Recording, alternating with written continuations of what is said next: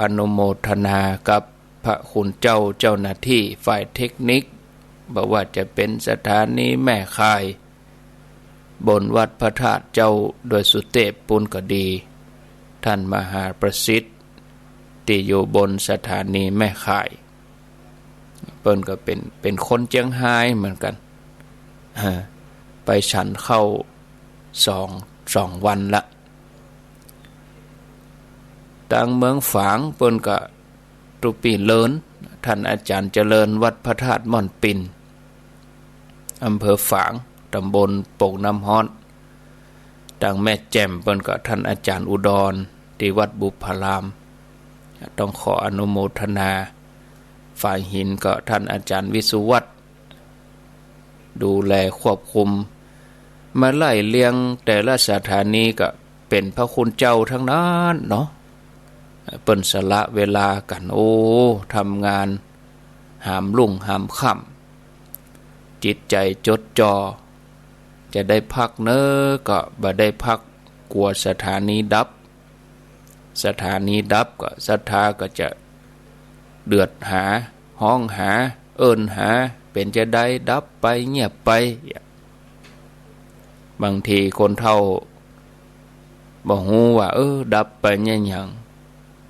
บ่ฮู้คำตอบก็โทรหาครูบาอาจารย์ตนนั้นตนนี้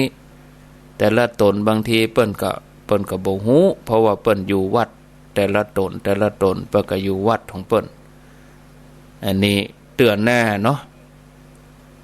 เตือนหน้าก็จะได้แจ้งเบอร์โทรเบอร์โทรพระคุณเจ้าเบอร์โทรเจ้าหน้าที่เปิ้นเตือญาติโยมจะโทรหากำลังใจก็อู้จาเปิ้นก็สะเตือเป็นเบื้องหลังแท้ๆพระคุณเจ้าแต่ละวัดแต่ละสถานีนี่นะเปิ้นควบคุมอยู่วันนี้จะอู้ธรรมะญาติโยมทั้งหลาย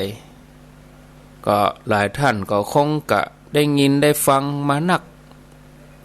เรื่องพรหมวิหารธรรม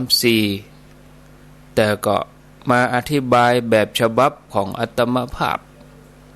แบบฉบับตุเจ้าบ้านนอกบ้านนาเนาะก็อธิบายให้ญาติโยมทั้งหลาย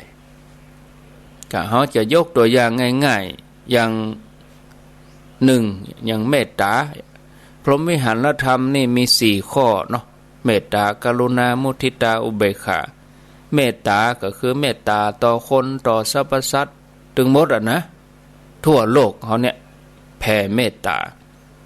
กรุณาก็กรุณาต่อคนต่อสัตว์มุทิตาก็มุทิตาต่อคนต่อสัตว์อุเบกขาก็อย่างเดียวกันตัวพรหมวิหารธรรมนี่เป็นลักษณ์ที่เป็นคุณสมบัติของคนที่เป็นพรหมอย่างพ่อแม่ครูบาอาจารย์เนี่ยเป็นพรหมของลูกเป็นพระพรหมของลูกพ่อแม่นี่เป็นพระพรหมของลูกฉะนั้นคนที่จะเป็นพรหมได้ก็จะต้องใจสติพิจารณานักพอสมควรพรหมนั้นเป็นที่ฮู้กันว่าเป็นคติความเชื่อแบบอินเดียโบราณเปิ้นว่าพระพรหมสร้างโลกอีนะฉะนั้นคนที่ได้ชื่อว่าเป็นพรหมนี้ก็จะต้องมีคุณธรรม4อย่างคือเมตตากรุณามุทิตาอุเบกขาเมตตากรุณามุทิตาอุเบกขานั้นจะปฏิบัติให้สมบูรณ์บางทีเฮามาพอเป็นตัวหนังสือก็จัดง่ายเฮามาอ่านนักเรียนทำข้อสอบก็จัดง่ายบางทีเฮาหันก็เมตตากรุณามุทิตาอุเบกขาเฮาก็ฮู้จำก็จัดง่ายแต่เวลาเอามาปฏิบัตินี่ก็จัดยากเนาะเพราะธรรมชาติของมนุษย์เฮานี่จะเมตตาเฉพาะคนที่ตัวเก่าฮักเมตตาต่อสิ่งที่เกี่ยวข้องกรุณากับกรุณาเฉพาะคนที่ฮักคนที่เกี่ยวข้องกับตัวเก่ามุทิตากับมุทิตาเฉพาะคนที่ฮู้จักบางทีคนบ่ฮู้จักก็บ่มุทิตาสักกำบ่ยินดีสักก นอกจากบ่ยินดีก็ซ้ำอิจฉาขอยกันชิงดีชิงเด่นกันเนี่ยบางทีเฮามาพออู้นี่ง่ายแต่ถึงเวลาปฏิบัตินี่จัดยากจะเมตตาก็เมตตาก็ต่อเมื่อคนนั้นทำประโยชน์ให้ตัวเองถ้าคนนั้นบ่ทำประโยชน์ให้ตัวเองก็บ่เมตตาญาติโยมหันก็ว่า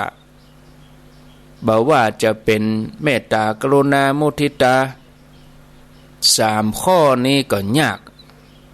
เพราะเป็นเรื่องคนกับคนเนาะเป็นเรื่องคนกับอารมณ์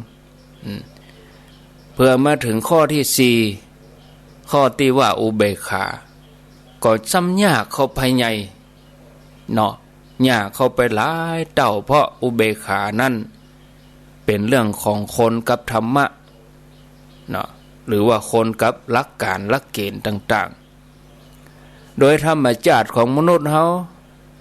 ก็มีความโน้มเอียงอยู่แล้วเป็นฝักเป็นฝ่ายอยู่แล้วเนาะเลือกข้าง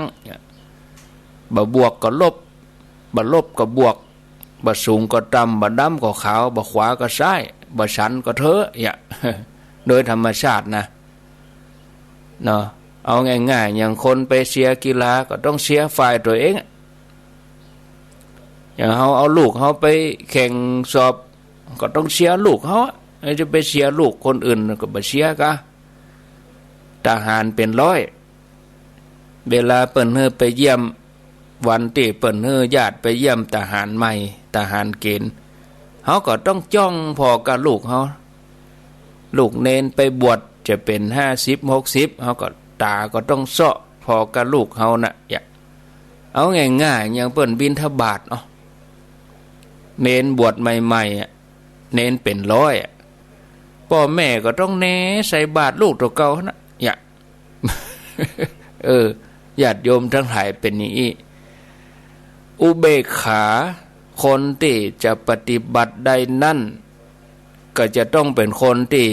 มีลักษณะมีพฤติกรรมในตั้งใจ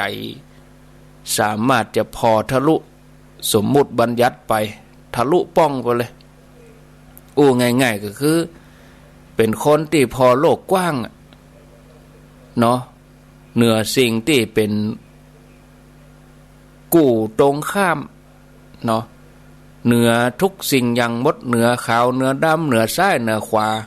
เหนือชันเหนือแก่เหนือบวกเหนือลบไปเลยอันนี้เปิ้นปฏิบัติจนใจเปิ้นทะลุทะลวงสมมุติบัญญัติไปแล้วล่องลอยเหนือสิ่งสมมุติทั้งหลายพอตึงโลกเนี่ยบอกว่าแง่ดีแง่ให้พอคนตึงมดบอกว่าคนดีคนให้พอสรรพสิ่งตึงมดโดยมูลค่าเท่าเดียวกันบ่มีไผสูงไผต่ำบ่มีไผด้อยไปกว่ากันตัวเองและผู้อื่นก็มีความเสมอกันอันนี้คือใจต้องอย่างอี้ก่อนกว่าที่จะปฏิบัติได้ขนาดนี้เนี่ยศรัทธาญาติโยมการที่จะปฏิบัติเป็นคนที่อยู่ในโลกแต่ว่ามีภาวะจิตที่เหนือโลกอย่างเงี้ยก็ต้องอาศัยการสะสมพอสมควรอย่างคนที่เปิ้นปฏิบัติธรรมเจริญสติบ่ใจบ่ให้บ่ดีเปิ้นจะมีปรมีแก่กล้าหรอปุ๊บปั๊บมาบ่ใจจะพวดพลาดมาจะได้อย่างอันคือว่าจะต้องสั่งสมต้องใจปัญญาชั้นสูงฉะนั้นพรหมวิหารธรรมก็เลยเป็นธรรมที่เนี่ยคือคนเฮาเป็นพรหมเนาะพรหมวิหารธรรมนี่ก็บ่ใจธรรมะตื้นๆธรรมดาแต่เป็นธรรมะชั้นสูงผู้ที่จะบำเพ็ญพรหมวิหารธรรมได้ครบสมบูรณ์คือต้องครบกู้ข้อบ่ใจจะไปเน้นข้อใดข้อหนึ่งอย่างญาติโยมขอลูกอยู่กับลูกเต้าอยู่กับครอบครัวสามีภรรยาเนี่ยเขาจะไปเน้นข้อใดข้อหนึ่งเพื่อได้ถึง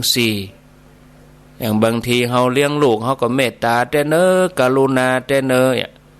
ได้ตึกข้อ2ลูกบ่ได้ดังใจก็ตีโพยตีพาย อุเบกขาบ่มีเนี่ยอันนี้เขาจะต้องมีหลักครบถึง4เป็นธรรมให้คนเขาเป็นพรหมต้องบำเพ็ญครบสมบูรณ์ก็หาบ่ได้ง่ายๆนะ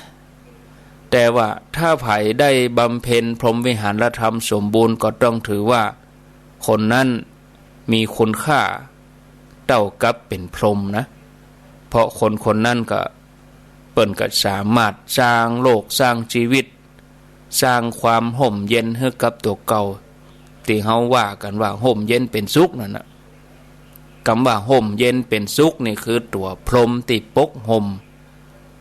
เหมือนกับคติความเชื่อของอินเดียที่เปิ้นว่าพรหมสร้างโลกนั่นน่ะนะแล้วเมื่อเฮามีความห่มเย็นเป็นสุขศรัทธาญาติโยมเฮาก็จะสังเกตว่าไผก็ตามที่มีพรหมวิหารธรรมอยู่ในใจเปิ้นก็จะสามารถปฏิบัติต่อคนบ่ว่าในครอบครัวบ่ว่าในสังคมทั่วโลกไปเปิ้นปฏิบัติโดยยึดหลักให้ทุกคนนั้นมีความสุขได้สมดุลกัน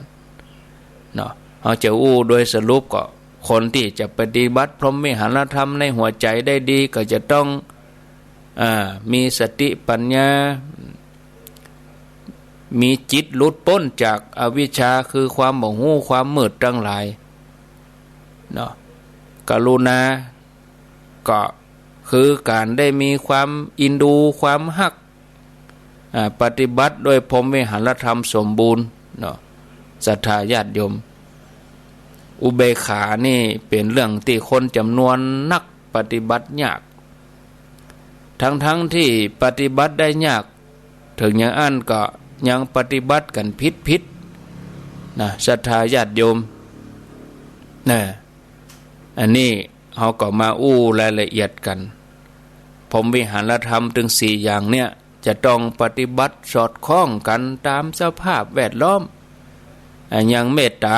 เขาก็ใจในสถานการณ์ปกติคือพอคนถึงมดคนถึงโลกรวมไปจนถึงสรรพสัตว์ทั้งหลายพอกันด้วยสายตาแห่งไมตรีมีมิตรไมตรีกันเนี่ยอย่างเขาว่าคนถึงโลกเป็นพี่น้องกันอันนี้นั่นคือเมตตากรุณาก็ใจสถานการณ์ที่คนที่อยู่ในครอบครัวเฮาคนอยู่ข้างเฮาสรรพสัตว์ทั้งหลายที่กำลังตกทุกข์ได้ยากอย่างคนเฮาบัดเดี๋ยวนี้ตกทุกข์ได้ยากด้วยโรคภัยไข้เจ็บด้วยภาวะเศรษฐกิจเฮาก็จะต้องมีความกรุณาต่อกันจะไปซ้ำเติมกันจะต้องหยิบยื่นเฮาก็ยื่นมือเข้าไปช่วยนะถ้าเขาอยู่เฉยๆนะเฮายื่นมือเข้าไปช่วยเฮาก็บางทีก็โดนข้อหาหวังดีแต่ประสงค์ให้ก็ศรัทธาญาติโยมเขาบ่ต้องการอาหารเฮายกอาหารไปให้เฮาก็โดนยัดเยียดให้ข้อหาตัวนี้ทั้งที่เฮาหวังดีแต่เพราะไปทำบ่ถูกกาลเทศะเนาะกลายเป็นหวังดีแต่ประสงค์ให้ฉะนั้นกรุณาก็ต้องมีขอบเขตกรุณาก็ให้กรุณาให้ถูกกาลเทศะอันนี้ก็ต้องเลือกที่จะกรุณามุทิตามุทิตาก็คือในสถานการณ์ที่คนเฮาที่อยู่ตั้งหน้าเฮาเนี่ยเปิ่นได้ดีอีเนาะเปิ่นได้ดีเปิ่นมีความสุขเฮาก็ให้กำลังใจเขา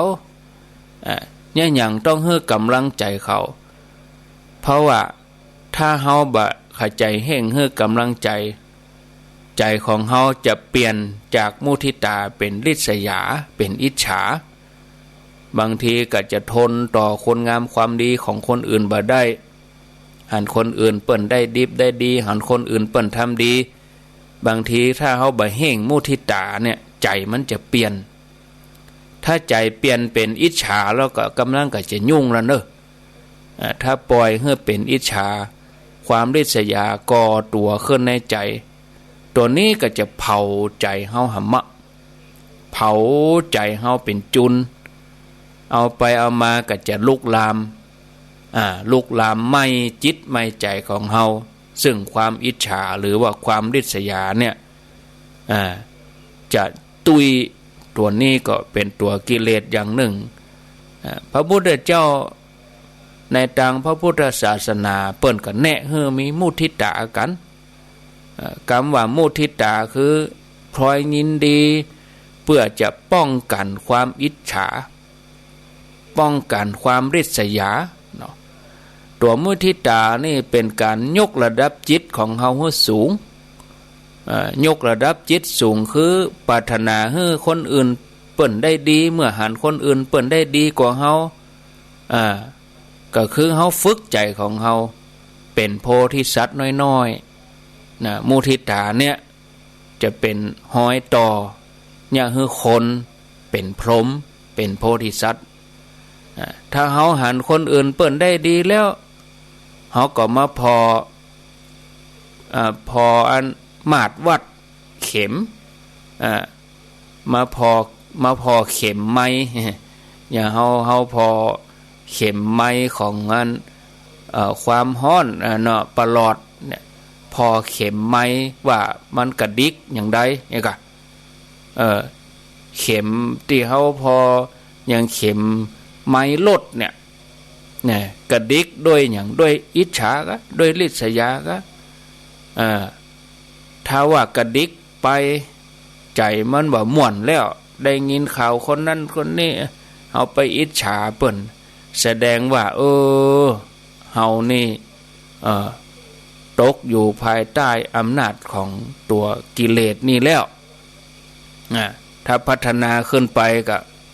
ก็เผาไหม้ตัวเก่าอันนี้ถ้าบักกระดิกเลยนิ่งนี่นะก็ดีนะกะเนาะก็สาธุด้วยเปิ้นก็ดีนะเปิ้นทำได้ก็ยินดีก็เปิ้นอันนี้แสดงว่าใจของเฮาพัฒนาการใจของเฮาเป็นโพธิสัตว์เกิดขึ้นจันนี่ห้องแหมแล้วสัทธาจันห้องเศร้าไว้เน้อเนี่ยประมาณเนี่ย3 โมงครึ่งก็ห้องไปสัก10 กว่านาทีก็เดินย่างแล้วก็4 โมงครึ่งเปิ้นก็จะห้องแถมเขาลงมากินน้ำเขามากินน้ำหน้ากุฏินี่สะเตือก็ตะกี้อาตมาก็เอาน้ำไปฉีดแหวดฉีดเต็มต้นไม้นี่เขาก็ลงมากินน้ำเนาะเขาก็ฉีดน้ำจันเขาลงมาเป็นหมู่เฮ็ดซะทะก็มาเกาะเต็มหมู่ต้นไม้เกาะเต็มหมู่อันนี่คันไดนี่มีคนเขาก็บินไปเมื่อคืนนี้มาตอมไฟนะแล้วก็เพิ่นก็ไข่เฮ้ยเขาก็ไข่ ขออภัยไข่เต็มหมู่อันเปลือกไม้สำสาถึงตะก้อนเมื่อตะก้อนหน้านี่กะเดือน6แล้วไปกะใบเหี่ยงใบตึงหล่นแล้วบอกก็ไฟไหม้แพะกับจันห้องอย่างเงี้ยสว่างก่อนปีใหม่เขาไปซ่อไข่จัน เอามาหมกมาบายเข้าเอาเกลือใส่หน่อยกินไข่จัน ตะกอนนะถึงตะกอนละเมินแล้วมาว่ากันต่อจันห้องก็เลยเรื่องจันลวดยาวไปเสียท่านสีแรงเนาะใกล้ปีใหม่เนี่ยไปเลี้ยงงัวเลี้ยงควายเปิ่นจะได้ย่างปีใหม่มันได้ย่างด้วยเปิ่นขอใครเล่นน้ำปีใหม่ปืนฉีดน้ำนี่เมียได้เอาอย่างได้เอาขวดน้ำเจาะหูเอาใส่น้ำบีบใส่กันเล่นน้ำปีใหม่คนบัดเดียวนี่บัดเดียวนี่เปิ้นประกาศว่าอันเปิ้นจะเลื่อนปีใหม่ก็เดี๋ยวก็ติดตามข่าวราชการแห่งกำกะเนาะติดตามเอาถึงว่าเฮา จะไหวป่อไหวแม่เขาจะดำหัวก็บอกกอง1 เมษาเขาก็ทำเลยกะเขาก็เริ่มทำเลยไปไหวไปหยังได้ที่มันตัดวันเสาร์วันอาทิตย์นั้นในครอบครัวเขาก็ทำกิจกรรมเหล่านี้ได้กตัญญูทุกเวลาเอามาถึงเลขไม้ท่านนิ่มผิวถ้าบักกระดิกเลยเนี่ยก็แสดงว่าใจของเฮาเริ่มเป็นพรหมละอย่างกะฉะนั้น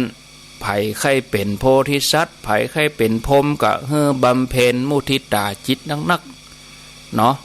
หันคนอื่นเปิ่นได้ดิบได้ดีหันคนอื่นเป็นมีความสุขเฮาก็พอมาดวัดเข็มในใจเฮาว่ากระดิกก็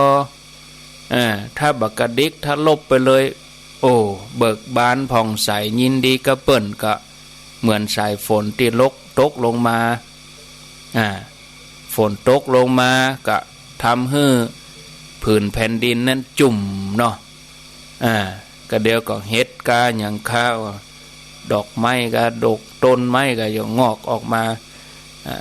เพราะมุทิตาศรัทธาญาติโยมท่านทั้งหลายมุทิตาต่อคนอื่นหัวใจก็หลุดจากความคับแคบที่เป็นโซ่ก้องคือความริษยาอุเบกขาใจในสถานการณ์ที่คนกำลังขัดแย้งกันขัดแย้งกับหลักธรรมยังละจันยังละเขามาห้องนี้เดี๋ยวก็ย้ายหมู่ไปห้องก้มกอกปุ่นธรรมย้ายก็บอกกอกก็เดี๋ยวไปเก้าบ่ตื่นปุ่นธรรมยกกันไปเป็นหมู่เป็นมวลเดี๋ยวนี้มาห้องใกล้กุฏิเดี๋ยวนี้ย้ายไปปุ่นนะดักละฮะดักละเดี๋ยวนี้ย้ายไปปุ่นแจงวัดปุ่นธรรมย้ายเป็นหมู่เป็นหมู่อุเบกขาใจสถานการณ์ที่คนกำลังขัดแย้งกับหลักธรรมหลักการความจริงความถูกต้องความดีงามหลักกฎหมายตัวเฮาควรปล่อยให้คนหมู่นี้ได้รับผิดชอบผลแห่งการกระทำของตัวเองเฮาต้องไปแทรกแซงนะเฮาวางตัวเป็นกลางด้วยความตื่นหูแล้วก็เฮาก็พิจารณาเฝ้าพอคนที่เปิ่นทำผิดศีลผิดธรรมผิดหลักการผิดกรรมผิดเว้นผิดหลักธรรมก็จะได้รับผลของการกระทำตัวเองตามลักษณะของความเป็นเหตุเป็นปัจจัยสิ่งที่มีสิ่งนี้มีสิ่งนี้จึงมีสิ่งนี้เกิดขึ้นเพราะสิ่งนี้เกิดขึ้นสิ่งนี้ดับไปก็เพราะสิ่งนี้ดับไปเฮาก็เป็นผู้ดูผู้สังเกตปล่อยให้คนเหล่านั้นส่วนต่างกับหลักศีลหลักธรรมไปเถอะเฮาบ่เล่นตัวเฮาบ่ทำตัว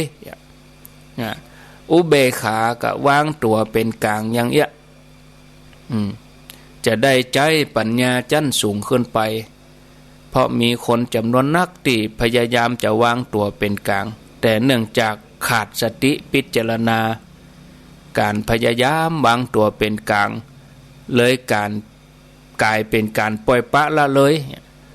บางทีอุเบกขาพิตติสิ่งที่ควรทำบ่ทำสิ่งบ่ควรทำก็ทำอันนี้อุเบกขาพิตติอุเบกขาบ่ถูกฉะนั้นอุเบกขาก็มี2ลักษณะลักษณะที่1อุเบกขาที่มาพร้อมกับปัญญาแล้วเป็นอุเบกขาที่แท้ควรปฏิบัติอันที่2อุเบกขาที่มาพร้อมกับความโง่เขาความอุเบกขาที่มาพร้อมกับความโง่เขานี่ปนห้องว่าอัญญานุเบกขาเป็นอุเบกขาที่ควรจะเลี่ยงเพราะวางอุเบกขาด้วยความโง่เขายิ่งพยายามวางอุเบกขาก็กลายเป็นว่ายิ่งทอดทิ้งทุละปล่อยปะละเลยโอ้เนี่ยยังบ่ทำอุเบกขานะเนี่ยยังบ่ออกความหันอุเบกขานะอันนี้อุเบกขาพิตติฉะนั้นพรหมวิหารธรรมถึง4อย่างนี้ จะปฏิบัติให้สมบูรณ์ก็ต้องพอสภาพแวดล้อมภาษาสมัยเขาก็ว่าบริบทสังคมเนาะถ้าเฮาบัดสังเกตสังกาบ่พอสิ่งแวดล้อมจู่ๆก็เมตตาก็กลายเป็นเมตตาเกินพอดีเขามีปัญหาช่วยเหลือ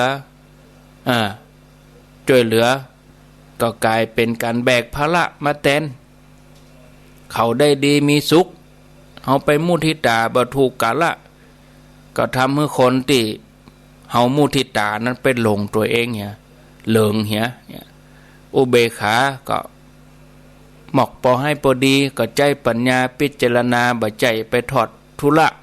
บ่ใจปล่อยปะละเลยสวยเมยเมินสวยอย่างอีกก็บ่ใจเนาะในการฝึกมุทิตากับคนอื่นนี่ท่านผู้ฟังญาติโยมก็ให้เฮาพอตัวเฮากับพอตัวเขาเนาะว่าเฮาตึงกู้เนี่ยอย่ามาโจกดีเตะได้เกิดมาเป็นมนุษย์แล้วเฮาก็ได้กายของความเป็นมนุษย์เนี่ยกลัวเฮาจะได้เกิดมานี่อย่ามายากแสนยากเนาะกลัวเฮาจะดำรงชีวิตอยู่ได้มาจนฮอดบัดเดียวอย่ามายากแสนยากนะผ่านร้อนผ่านหนาวผ่านหลายสิ่งหลายอย่างมาเนาะแล้วเฮาก็พิจารณาว่าโอ้ทั้งที่เกิดยากแสนยากการดำรงชีวิตมาได้ขนาดนี้ยากแสนยากเขาก็ยังอุตส่าห์ฟันฝ่าอุปสรรคมาจนได้ประสบความสำเร็จคนอย่างอีกก็น่านับถือเนาะในความวิริยะอุตสาหะในความเปลี่ยน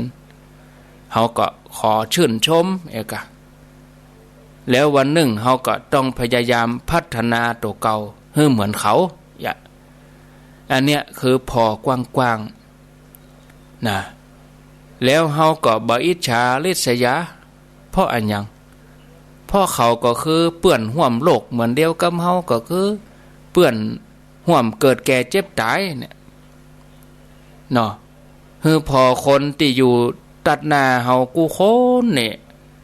เป็นเปื้อนห่วมเกิดแก่เจ็บตายเป็นเปื้อนห่วมโลกในสังสารวัฏเหมือนเดียวกันหมดเนาะ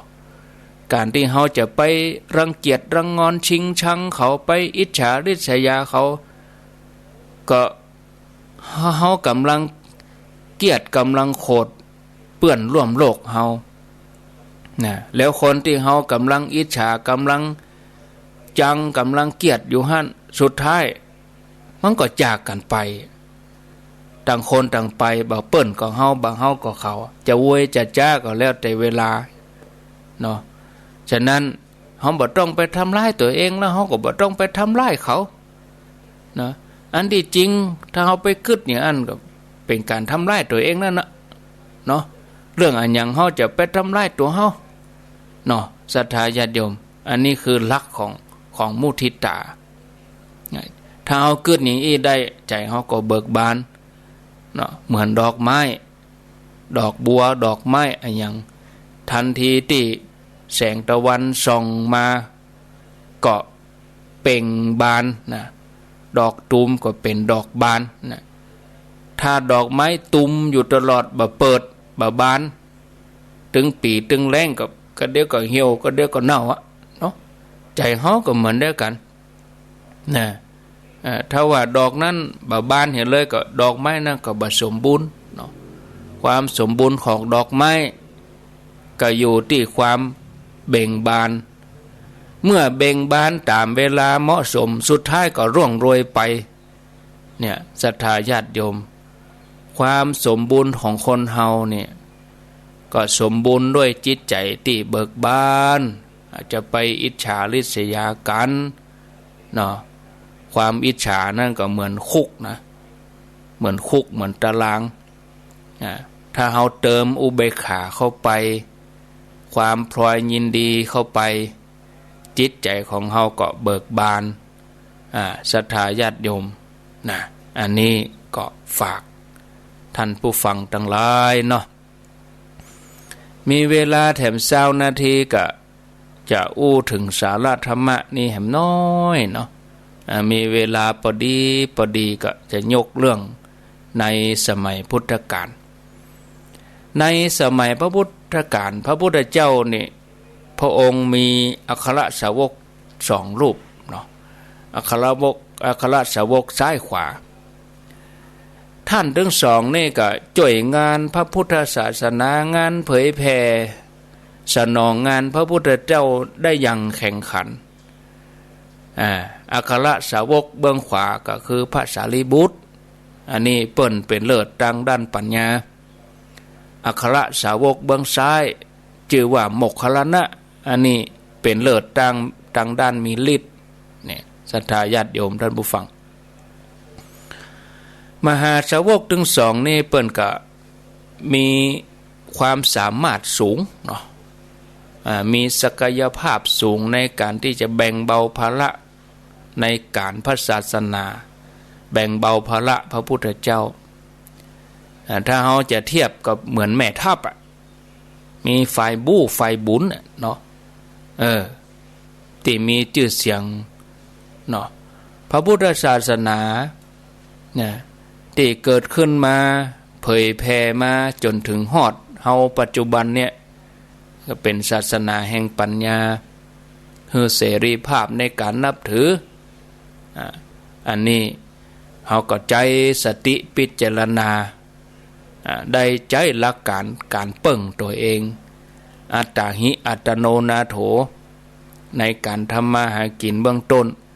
จนไปถึงขั้นสูงสุดคือการได้น้อมเข้ามาปฏิบัติเจริญสมถกรรมฐานวิปัสสนากรรมฐานที่เฮาเจ้าพูดกุคนเอาเป็นแนวหลักในการปฏิบัติเมื่อเฮาปฏิบัติแล้วเฮาก็หูหันด้วยตัวเองปัจจัตตังหูได้เฉพาะตนอันนี้ศรัทธาญาติโยมตถาคตเป็นเพียงผู้บอกทางความเปลี่ยนทั้งหลายเป็นกิจที่เธอทั้งหลายต้องทำศรัทธาญาติโยมคุณลักษณะอย่างนี้ก็ทำให้ในสมัยพุทธกาลกับต่างลัทธิอื่นๆก็เกิดความอิจฉาก็คือข่อยพระพุทธศาสนาแล้วก็หาช่องทางที่จะสอยลงพระพุทธเจ้าก็โดนแกล้งสะปะถึงขนาดที่ฆ่าแม่ยิงแล้วก็เอาศพไปฝังข้างกุฏิใส่ร้ายว่าพระพุทธเจ้าทำแม่ยิงท้องสะปะจ้างแม่ยิงไปเปิ่นเข้าวัดนั่นก็เตียวออกวัดเปิ่นออกวัดอันเตียวเข้าวัดอีกก็มีหลายอย่างตามที่เคยได้เล่าให้ฟังนะแล้วก็บุคคลสำคัญในพุทธศาสนาก็โดนทุกวิถีทางจนในที่สุดก็ได้ช่องจนได้เรื่องนี้จะเล่าให้ฟังเนาะอยู่มาวันหนึ่งเขาพิจารณาหันว่าพระโมคคัลลานะเนี่ยเป็นอัครสาวกของพระพุทธเจ้าเนาะเป็นผู้มีฤทธิ์คนก็เลยมาศรัทธาพระพุทธศาสนาศรัทธาพระพุทธเจ้าเอาชนิดที่ว่าหัวคันไดบ่แห้งนะเขาก็กึดจะสอยโมคคัลลานะจะกำจัดท่านพระพุทธเจ้าก็คงจะพระองค์ก็คงบันนำสิ่งที่หมู่นี้มาจับตานักต่อใดนะศรัทธาญาติโยมพระองค์ก็โดยมติเอกฉันท์เขาทั้งหลายก็เลยหมู่ต่างลัทธิก็เลยลงขันกันลงขันจะไปฆ่าพระโมคคัลลานะโดยไปจ้างนักเลงหัวไม้ปากันไปจัดการเก็บเลยหมู่นักเลงหมู่นี้ก็ปากันล้อมกุฏิโมคคัลลานะแต่ด้วยความที่ท่านเป็นผู้มีฤทธิ์ก็เลยเนี่ยยังบ่ได้เพิ่นก็เหาะออกไปถึง2 เตื้อครั้งที่3หมู่โจรก็ซุ่มรออยู่ที่หน้ากุฏิพระโมคคัลลานะเพิ่นกำลังเข้าฌานเพิ่นก็พิจารณาว่าที่หมู่โจรบ่ยอมลามือก็เพราะว่าเศษกรรม เศษกรรมเก่ามีที่ในอดีตเปิ้นเคยทำไว้นะเมื่อถึงเวลาก็ต้องใจมาถึงคราวนี้ท่านโมคคัลลานะเปิ้นก็นอนนั่งอยู่ในกุฏิหมู่โจรก็ลุ่มเข้ามาก็บุบเอาไม้บุบเอากระสอบซุบหัวบุบท่านโอ้จนร่างเรียกละเอียดไปเลยเนี่ยเมื่อท่านนิพพานไปก็ร่างกายก็แบบเป็นดีพอเนาะทั้งที่เป็นอรหันต์มีฤทธิ์ก็เลยมีผู้ไปทูลถามพระพุทธเจ้าว่าเพราะเหตุใดพระองค์ก็ว่ากรรมปังก่อนพระองค์ก็ตรัสให้ภิกษุทั้งหลายฟังว่าในจัดก่อนเนี่ยมหาโมคคัลลานะเนี่ยเพิ่งก็เคยเป็นเจ้าบ้านธรรมดาคนหนึ่งที่ฮักป่อฮักแม่ต่อมาใหญ่ขึ้นมาเป็นหนุ่มแต่งงานแล้วก็เกิดการหลงภรรยาที่เปิ้นว่าหลงตัวลืมกายหลงตายลืมแก่หลงผัวหลงเมียลืมป่อลืมแม่อันนี้เปิ้นก็หลงภรรยาความหลงขึ้นสมองโดนภรรยายุให้ไปทำร้ายพ่อแม่ตัวเองก็เลยจุพ่อแม่ตัวเองให้ไปต่างจังหวัดระหว่างตั้งก็ปลอมเป็นโจรไปบุบป่อบุบแม่ที่ตาบอดตายคามือเมื่อพ่อแม่สิ้นลมไปแล้วก็หัวตัวเองหลงโดนภรรยาเป่าหูฆ่าได้ไม่กระทั่งพ่อแม่บังเกิดเก่าแต่ท่านก็เนี่ยยังบ่ได้แต่นั่งร้องไห้เสียใจนะด้วยเศษกรรมที่ทำเนี่ยญาติโยมท่านก็ต้องชดใช้ก่อนแล้วเพื่อก็ยอมใจแล้วไปลงมโนหกไปแล้วไปอย่างใจมาจนจบสุดท้ายแล้วเนี่ยได้มาเป็นโมคคัลลานะเนี่ยศรัทธาญาติโยมกรรมตัวตันเนาะเหมือนหมาล่าเนื้ออย่างเตี่ยตมาภาพยกตัวอย่างให้ฟังกรรมก็เหมือนหมาล่าเนื้อถ้ากวางเก่งแข็งแรงก็หล่นไปหมานี่ก็หล่นโดยบัดดันแต่ถ้ามดแหงมาใดก็โดนตะคุบกรรมก็ตัวตันเนี่ยพระอรหันต์ท่านตัดกิเลสเบ็ดเสร็จเด็ดขาดเนาะทุกเพราะกิเลสบ่สามารถจะเล่นงานท่านได้อีกแต่ท่านก็ยังบ่สามารถตัดกรรมที่เคยทำไว้แต่ปังก่อนโดยเหตุนี้ก็เลยมีผู้ฮู้กล่าวว่าบ่มีพลังใดเสมอด้วยพลังกรรมหรือว่าแผ่นดินที่จะหนีกรรมป้นเพียงแต่ปลายคนทรายในโลกนี้ก็บ่เคยมีแล้วการเรื่องกรรมแล้วก็การใช้ผลของกรรมก็เป็นนี้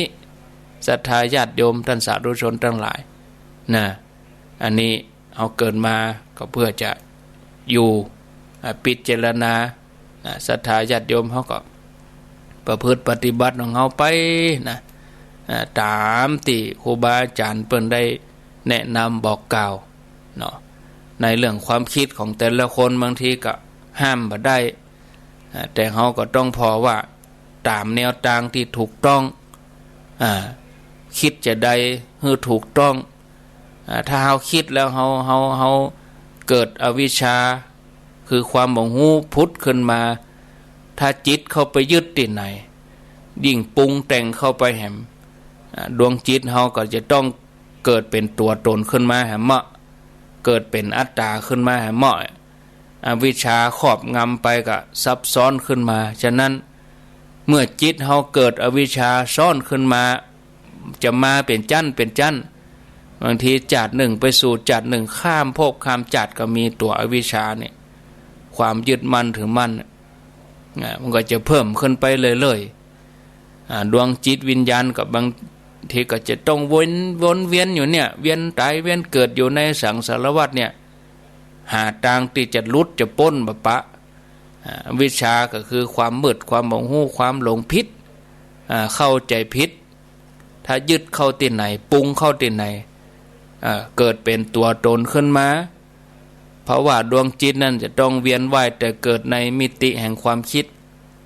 ที่เป็นนามธรรมที่ดวงจิตของเฮาสร้างขึ้นมาเมื่อดวงจิตของเฮาอาศัยอวิชชาคือความหลงผิดเกิดเป็นจริงเป็นจังมิติแห่งความคิดนะก็ไป รผันเปลี่ยนผันไปแหละศรัทธาญาติโยมคนที่เปิ้นปฏิบัติเปิ้นกับพอจิตตัวเองพออาการของความคิดที่เกิดขึ้นภายในจิตเป็นการปฏิบัติขั้นโลกุตตรธรรมที่เป็นความจริงอยู่เหนือโลกเหนือสมมุติบัญญัติในโลกสิ่งที่เป็นภูมิปัญญาความรู้ในทางพระพุทธศาสนาเป็นความรู้ฮือเฮารู้แจ้งหันจริงเป็นความรู้ที่หลุดพ้นจากโลกถ้าดวงจิตของเฮาได้เข้าถึงโลกุตตรธรรมจิตของเฮาก็หมดจากอวิชชาหลุดพ้นจากการเวียนว่ายแต่เกิดบ่ต้องมาหับทุกข์ให้มะเฮาก็เดินออกจากมิติแห่งโลกนี้สังสารวัฏนี้ศรัทธาญาติโยมท่านทั้งหลายพอเวลาแล้วอู้ไปก็จะมาติ๊กบ่ายเดือนนี้ก็บ่าย3กับ51นาที15 นาฬิกา51 นาทีเหลือเวลาแถม9 นาทีก็ท่านที่ฟัง96เนาะอันนี้สงวนสิทธิ์เเปิ้นที่เปิ้นฟัง96ก็โทรมาก่อนส่วนท่านที่อยู่เมืองฟังอยู่แม่แจ่มแล้วก็ฟัง104ก็เดี๋ยวเราไปต่อกันแถมชั่วโมงก็ก้อยไปว่ากันชั่วโมงหลังตอนนี้ไผจะจะแจ้งผลการรับฟังเข้ามาก็ขอเจริญปอนโทรเข้ามามามาจะแจ้งผลการรับฟังแล้วเป็นอย่างใดก็โทรเข้ามาที่เบอร์0998366322สำหรับรายชื่อนี่อาตมาภาพจะอ่านในวันพัดอาจจะอ่านวันจันทร์มาเจ้าแต่ว่าวันศุกร์บ่ได้อ่านสักกรรมก็จะไปอ่านวันพัดแมลงเหี่ยอ่าน2 วันต่ออันสำหรับรายชื่อศรัทธาก็จะอ่านเฉพาะรายชื่อใหม่มีรายชื่อใหม่เข้ามาก็จะอ่านอันใหม่ไปติ๊กถ้าไปถามหาอันเก่าเนี่ยมันนักเราก็บ่อ่านแล้วอ่านแล้วก็แล้วไปเลยตีหอมมานั่นก็